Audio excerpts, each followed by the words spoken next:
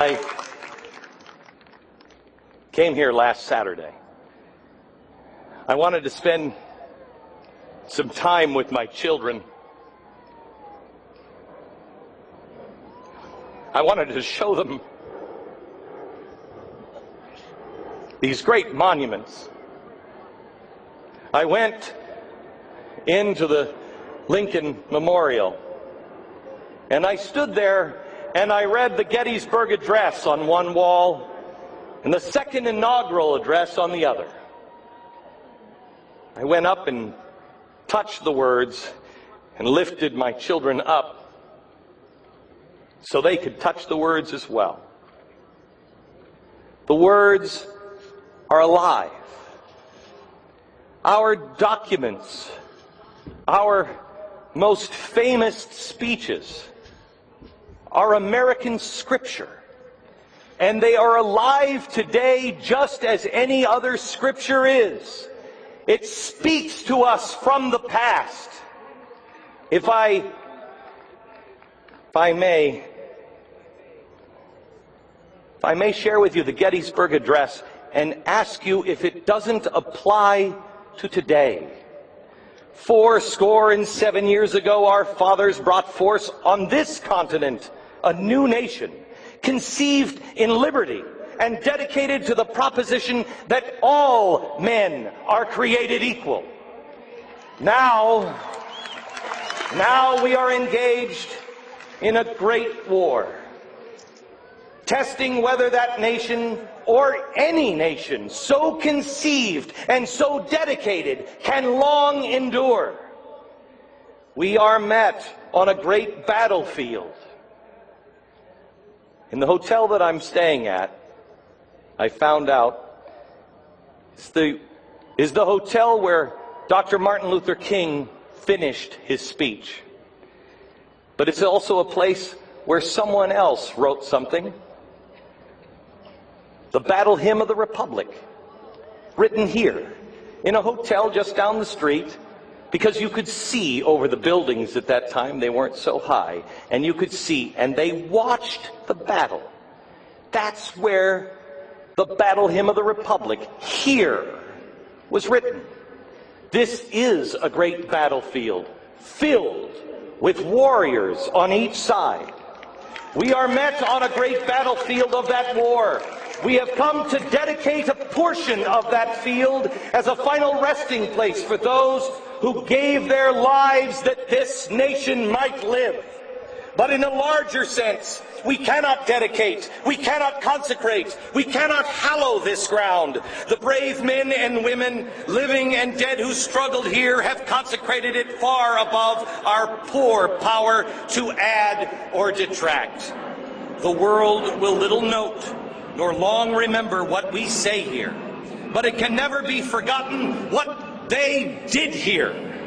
It is for us, the living, rather to be dedicated here to the unfinished work that they have thus so far nobly advanced. It is rather for us here to be dedicated now to the great task remaining before us, that from these honored dead we take increased devotion to that cause which they gave their last full measure of devotion, that we here highly resolve that these dead shall have not died in vain, that this nation under God shall have a new birth of freedom, and that the government of the people, by the people, and for the people shall not perish from this earth.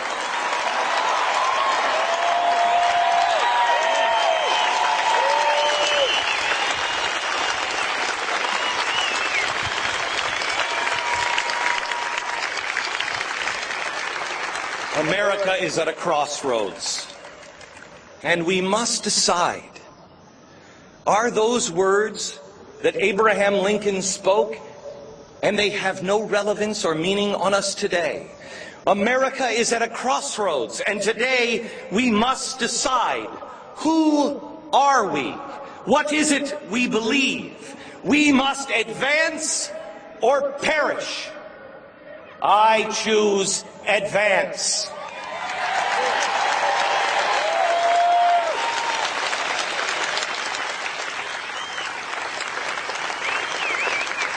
After the Gettysburg Address, go in and read. I invite you today, go in and read the second inaugural. Abraham Lincoln found God in the scars of Gettysburg. He was baptized and gave the second inaugural. He looked to God and set men free. America awakens again. It's the same story throughout history, all of mankind's history. Man finds himself in slavery, and then someone appears to wake America up. It was George Whitefield in the 1740s, an imperfect man, a man who actually at the same time was preaching individual rights, brought more slavery to this land. But it was his words that inspired an American generation. They were children at the time, and they grew into be John Adams, George Washington, Thomas Jefferson. It happens the same way. It has since the burning bush. Moses, freedom, and then they forget. They wander until they remember that God is the answer. He always has been. And then they begin to trust. Do you know what kind of trust there must have been if you were in bondage in ancient Egypt and you were crying out to the Almighty, send us someone to free us. And a man shows up with a stick. Don't you think they said, you gotta be kidding me. The all-powerful, the almighty, and he sends a man slow of speech with a stick. But look what that stick and that man did. Have trust in the Lord and recognize that Moses and Abraham Lincoln and George Washington, they were men. They were just like you. They just picked up their stick. I think I can relate to Martin Luther King out of all of these giants. I can relate to Martin Luther King probably the most because we haven't carved him in marble yet. He's still a man. And that's the message, that man makes a difference. What is it that these men have that you don't? What is it? Abraham Lincoln, the American Indian, Frederick Douglass, the moonshot, the pioneers. What is it they have that you don't have? The answer is nothing. They are exactly like you. They just did the hard thing. They just decided not to see themselves in any other way other than, oh crap, I gotta cross the mountains? Ask yourself, would you have crossed the mountains? I think I would have been stuck at the first river. And if I would have made it all the way to the Rockies, my family would have been right there in Denver, Colorado. Because I would have gotten there and went, oh, you gotta be kidding me. They went on. They relied on God and God's grace. America is great because America is good. But that's not the entire story. She's not just good because she's good. America is only what we choose her to be. We, as individuals, must be good so America can be great.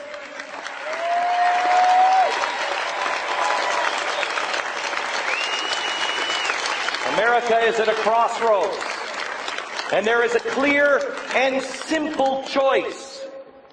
Do we choose to just look at the scars? Do we choose to look back? Or do we do what every great generation has done in America in times of trouble? Look ahead. Dream about what we're going to become, not worried about what we are. Look forward. Look west. Look to the heavens. Look to God and make your choice.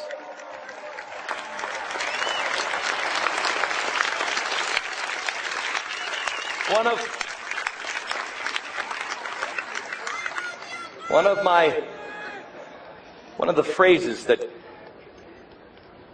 comes to mind a lot is, that which you gaze upon, you shall become. What is it we're gazing upon? What is it we look at? Why have we missed gazing upon the reflecting pool? What are you gazing on every day? Because that is what you will become. Are we so jaded as a nation? Are we so pessimistic that we no longer believe in the individual and the power of the individual? Do we no longer believe in dreams and the power of one person making a difference? I testify to you here and now, one man can change the world.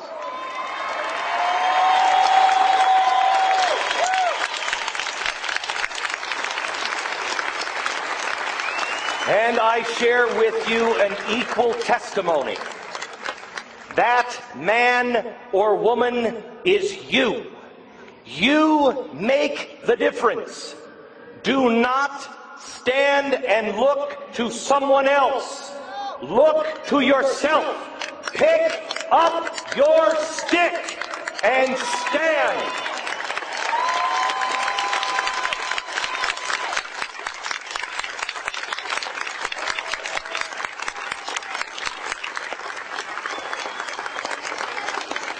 Too many Americans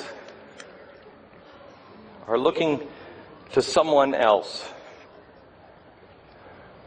We must be the people that look inside ourselves first, and then are a life raft to those around us that need help, and not give them fish, but teach them how to fish.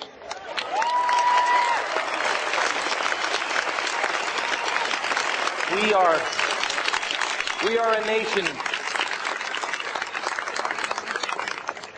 We are a nation, quite honestly, that is about as good a shape as I am, and that ain't very good. I was running around here this week on these steps trying to line up everything. I'd get up to the top and I'm like, okay, I got to sit down for a second. Because we've had a soft life. The poorest among us are still some of the richest in the world. The poorest among us have blessings beyond the wildest imagination of anyone that Mother Teresa visited. And yet, we don't recognize it. Instead, we've grown tired.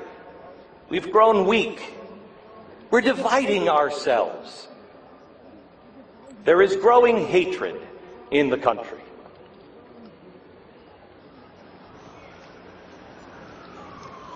We must be better than what we've allowed ourselves to become. We must get the poison of hatred out of us. No matter what anyone may say or do, no matter what anyone smears or lies or throws our way or to any American's way, we must look to God and look to love.